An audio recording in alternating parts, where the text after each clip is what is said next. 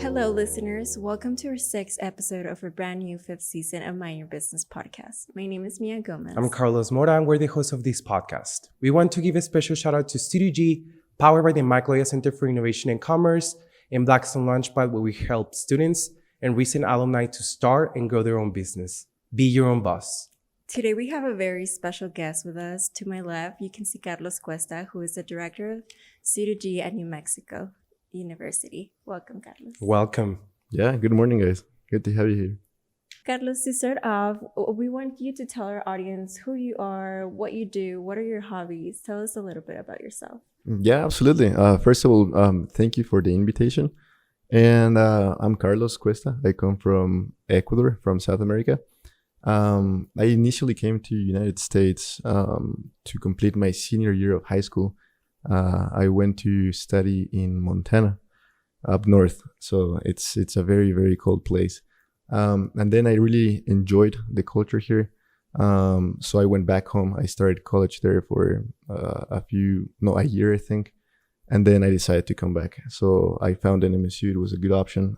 I decided to pursue a degree, first of all, in international business. And then one class, I just took one finance class, Intro to Finance, and that opened up my eyes to the finance world. So I pursued finance as well, a bachelor's degree in finance, and then I just completed an MBA with a finance concentration. Mm-hmm. Congratulations on all of those achievements, because at the end of the day, graduating and then pursuing a master's is very difficult. But let me ask you, how do you start, and how did it motivate you to starting the entrepreneurship and the supporting startups and fostering innovation? Like, how do you say, this is what I want to start doing now? No, yeah, definitely. That's a great question. Honestly, this wasn't in my plans. You know, when I was in college, I was not thinking about entrepreneurship. I honestly didn't really know there were entrepreneurial classes at NMSU, or the institution I was in. But entrepreneurship comes all the way from my grandfather back home. He had a TV producing company back home, and then my dad took that legacy. So I always saw them running their business and fighting for their dreams, chasing their dreams. So once I was completing my MBA, there was the opportunity, and I'm sure we'll touch base on this later, but there was an opportunity to become a GA for the Arrowhead Innovation Fund. And that was the first exposure I had towards entrepreneurship. And I really, really enjoy finance, yes, and business administration. So when I was exposed to what the Arrowhead Fund was doing, investing in private companies, that just opened my eyes to a whole different world in finance. These were numbers and topics that I've never seen before. I took almost every class at NMSU related to finance, and I've never seen this before. So that really intrigued me. And that's when I decided to pursue a career in entrepreneurship and venture capital. Mm-hmm. That's great. It's very interesting. And I think my next question kind of like deeps dive a little bit more on what you said. Can you please tell our audience, Carlos, what your role is as the director of New Mexico's Studio G side and how it supports student entrepreneurs? Yes, absolutely. So I started working at Studio G at Arrowhead Center in January 2023. So I'm brand new into this position. But through mentorship and through all the support we've received from Arrowhead Center and the Studio G sites, I was able to catch up and understand what Studio G's mission was, right? And now we're working towards assisting student entrepreneurs further develop their business ideas. Many of our students are curious about entrepreneurship, or they might have a business idea, but they don't know where to start, right? So the program is intended to give those students the initial guidance when launching their business. And some of the resources that we offer, which we think are crucial, is provide the mentorship sessions and advising sessions, not just with the Studio G team members, but also with professionals, industry professionals, which we call them the Arrowhead Advisory Network. So our students can talk to professionals that have been in the industry longer, and they can probably provide some advice and tell them about the mistakes they made during their journey, so our students can learn from those and avoid them in the future. That's something I love about Studio G. And when I started working here, it was kind of confusing to explain to the students what we can do to help them in their business. But after a while, you start noticing that that's what it is. It's like a mentorship network where you can like literally ask someone that was in your place, and so you cannot commit the same mistakes as they did. Because some of the things that it's very known in entrepreneurship is that you're gonna fail regardless. Yeah. But if you stand up and you keep going, that's what it makes you an entrepreneur. But my question, and the next question, is how do you think that this mentorship network and hands-on experience plays an empowering role in the next generation of entrepreneurs? Yeah, this is a great question. So when it comes to mentorship, right? Especially in entrepreneurship, I think feedback is crucial, right? We could be focusing on our solution most of the time, and we stop listening to what other people have to say about it. So we're biased towards our own creation, right? So being able to receive mentorship, that leads to a continuous innovation framework where you continuously receive new information, you validate your ideas, you get other people's opinion and see maybe you were wrong, maybe your idea is not as great as you thought in a sense, or maybe this reinforces your initial assumptions, right? Most likely during, as you mentioned, like during your entrepreneurial journey, there's going to be times that you might need to pivot, right? And what better way to do it if you can learn from other people's mistakes, and especially if there's industry professionals that are willing to give you advice on their experiences and the mistakes they made in the past. So having our hearts and our ears open and ready to hear and take someone else's feedback, I think that's crucial also in entrepreneurship. As far as hands-on experience, right? This is cool. You guys are students too. I don't know if you feel the same way, but like I learned by doing, right? I know we are different learners. Yeah, so I think especially for an entrepreneurship, most of the things we do at initial stages are part of the ideation stage, are just ideas or hypotheses we have. So we need to test them, right? We need to validate them. And the best way to do it is by going out there, talking to people, getting the experience. If you're an entrepreneur with a business idea, I would recommend participate in a pitch competition, right? Get that validation from potential customers, right? Get that feedback from your audience or your customer segments. So I think it's crucial for you to get out of your office, get out of your house, get out of the library and talk to people, right? Share your thoughts, see what they think, and just get that reinforcement, that validation, and hopefully that leads to some traction, right? And I love how you mentioned pitch competitions, because both NMSU and UTEP Studio G, we provide not only the networking part of entrepreneurship, but also a lot of events where they can attend, and then like workshops, a lot of entrepreneurship events that we will host next semester, that you're going to find our social media right now on the screen. And please follow us so you cannot miss any of our events. We have around 20 events for the next semester. And also, this is an invitation for the Aggie Shark Tank 2023 at NMSU. We always love that the community of the Borderplex and entrepreneurship here gets involved with the students that are the next generation of entrepreneurs. So if you want more information about that and how to attend the event, please follow us on Instagram and in all of our social media. And I love how in every episode, Carlos, we always like narrow it down to networking, and it is so important, and we all like come to the same conclusion. It's great. Following up, I know that you talked a little bit about the Arrowhead Innovation Fund, Carlos. We would like to know what it is and how it supports student entrepreneurs. Yeah, definitely. Just if I can add something super quickly, because you mentioned Aggie Shark Tank and pitch competitions, and that's super great to hear. One thing besides just adding on to what I said, besides just validating your ideas, pitch competitions obviously are a great opportunity for you to receive funding, right? Which is crucial at the initial stages. You also get exposure, right? You're talking to your potential audience. And most importantly, Mia, what you were saying is you start networking with individuals that might be extremely resourceful later on in your entrepreneurial path, right? We're talking about potential investors. We're talking about angel groups or people that might know of someone, right? So I can't emphasize enough the value of going out there and participating in these pitch competitions. And moving forward to the Arrowhead Innovation Fund. The Arrowhead Innovation Fund, I joined in October 2021. This is a $2 million fund that invests in pre-seed and seed companies, right? So these are very early stage companies.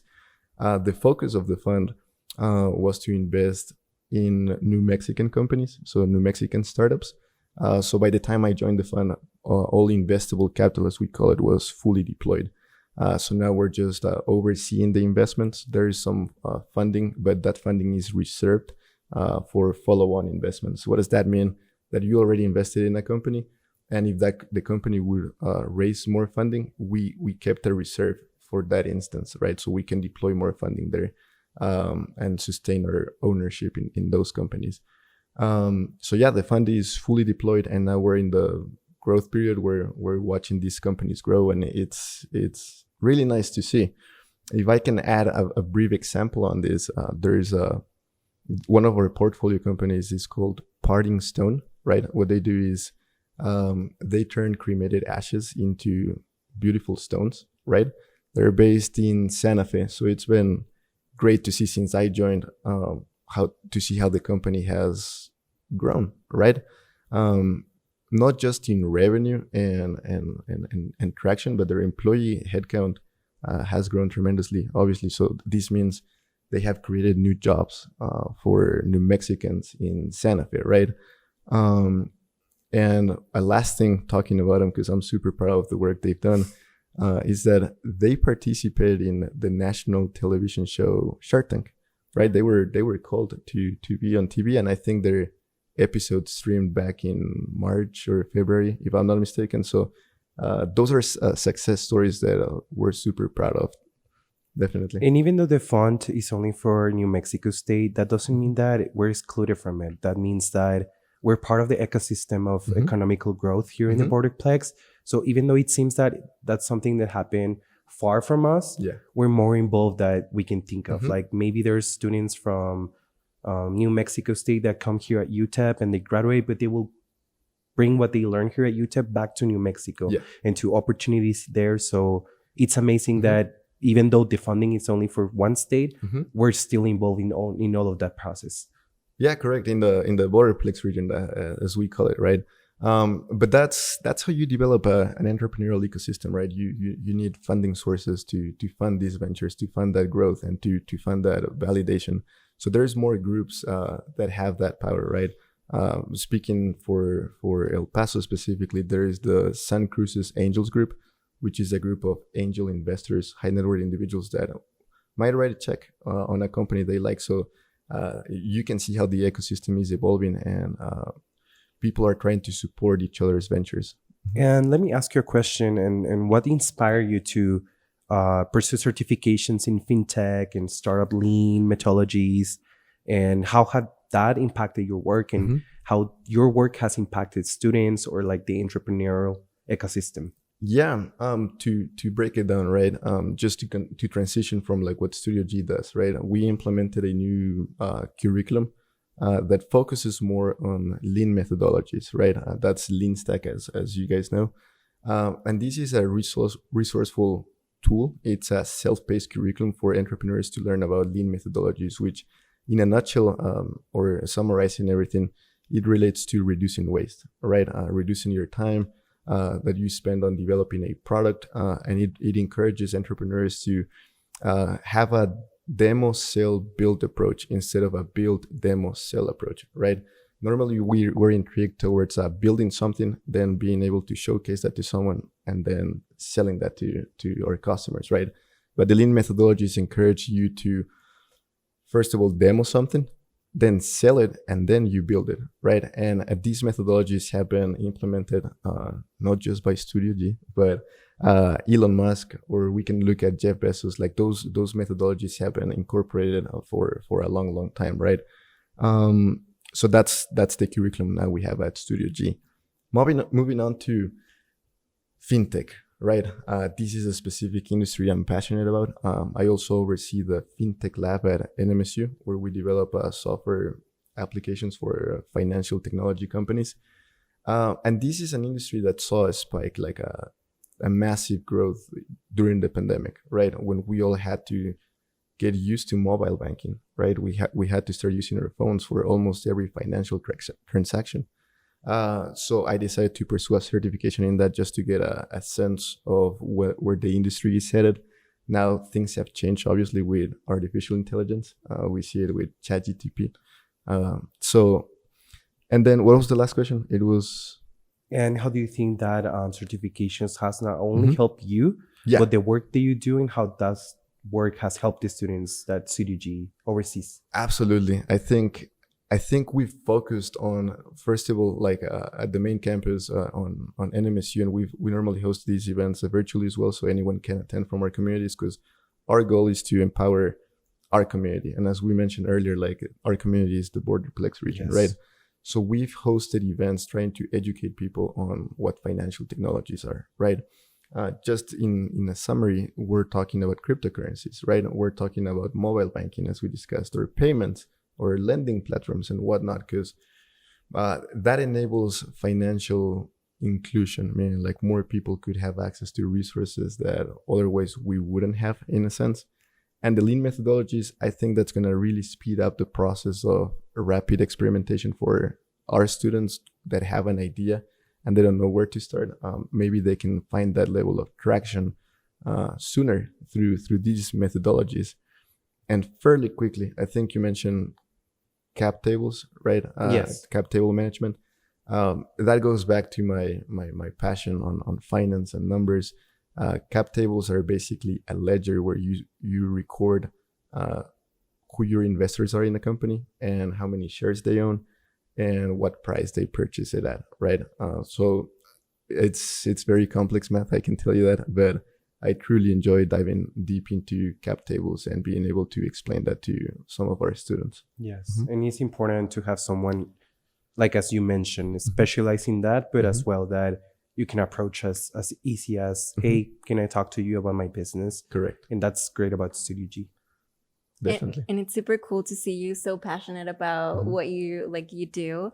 And I really like that we implemented to the StudiG platform the lean methodology, just because all of our students that we've gotten, they're like, oh, like this is really nice because I wanted to learn a little bit more about this. So it's great that we have it. And I think it's going to be very successful in the long run. That's great feedback. Thank you. Yes. With that being said, Carlos, with all of your knowledge and experience, what would be one advice that you would give out to a student who wants to come into the entrepreneurship world?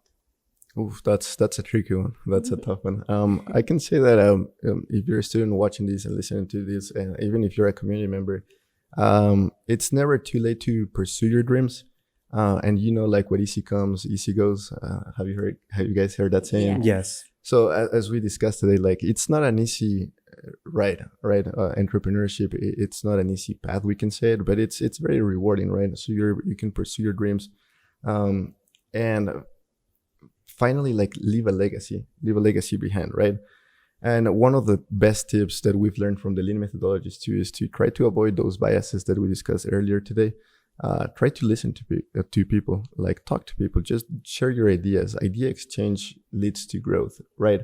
So don't be afraid of speaking up and sharing your thoughts with other people. I think that can only validate your ideas and reinforce your hypotheses and only lead to grow and continuous learning, in a sense. That is great. Carlos, I want to first tell you thank you so much once again for accepting our invitation. We're truly honored to have you on the podcast. StudiG, the Michael Aya Center for Innovation and Commerce, and the Blackstone Launchpad wants to thank you, our listeners, for your constant support. Stay tuned for upcoming episodes, but never forget to always mind your business.